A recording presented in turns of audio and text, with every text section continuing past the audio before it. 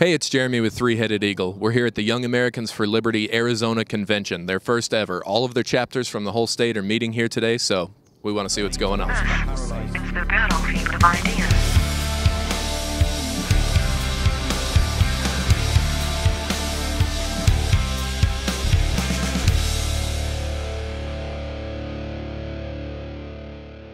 I'm here with Jacob Pritchett, the president of the Young Americans for Liberty chapter at Arizona State University.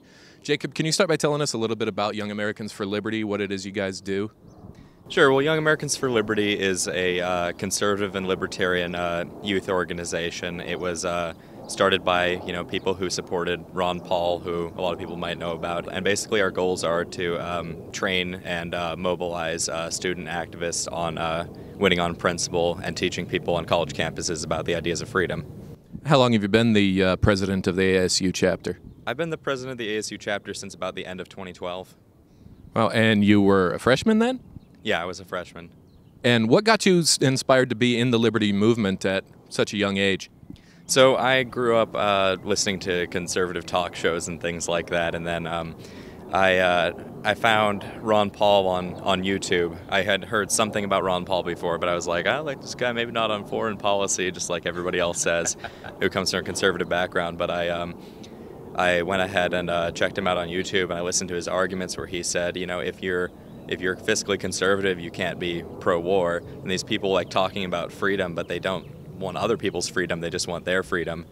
And I was like, well, this guy's right. So I was eagerly waiting for him to announce whether he was running for president in 2012 at that point. This is in 2011, I think, 2010 or 2011.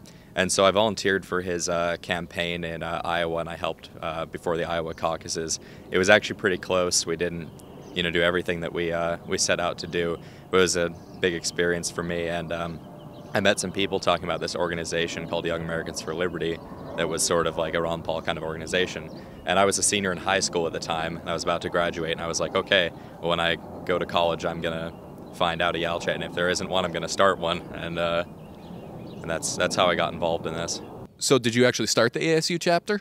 So I met up with Keith Metcalf, who was actually a senior at the time, and he was like, yeah, we're trying to start a YAL chapter. We need some officers. Reluctantly, I agreed to be the secretary, which is at the time the name of our second officer, because we couldn't really find anybody else. I wanted to help push it all through, but he had to go back to California, so I ended up running the first meeting, and which I didn't know how to do. I had some people from some other organizations like Students for Liberty who helped me learn how to run meetings better and things like that.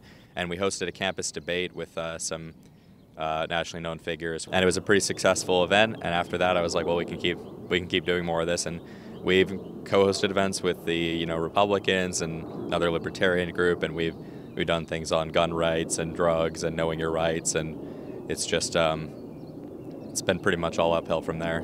You guys recently started a Young Americans for Liberty movement specifically supporting the Second Amendment, is that right? Oh, yeah. So we also started a group on campus called Students for Concealed Carry, and that's actually one of our chapter officers, Edward Hughes. He's really into guns on a personal level, and he believes in the right to bear arms, and he's from a country, Thailand, where you can't, it's mostly, very restricted. And so now that he's a resident in America, he's a proud gun owner, and he wants to, he believes that students have the right to, defend themselves. So he took initiative, and he started that, and I'm helping out with that, and we're planning some big things through that. Fantastic. So when you started the Young Americans for Liberty here on ASU, or helped start, right? How many members of Young Americans for Liberty were there on campus? When we first started, we got about 20 people, maybe a little bit less than 20 at our first meeting. And how many do you have today? We have 70 official members on our page. We have more people on our mailing list, and we have all manner of people showing up for things depending on what we're doing. Fantastic. So, Jacob, tell us just a little bit about today's convention, what's going to be going on, and some of the goals that you have associated with the convention.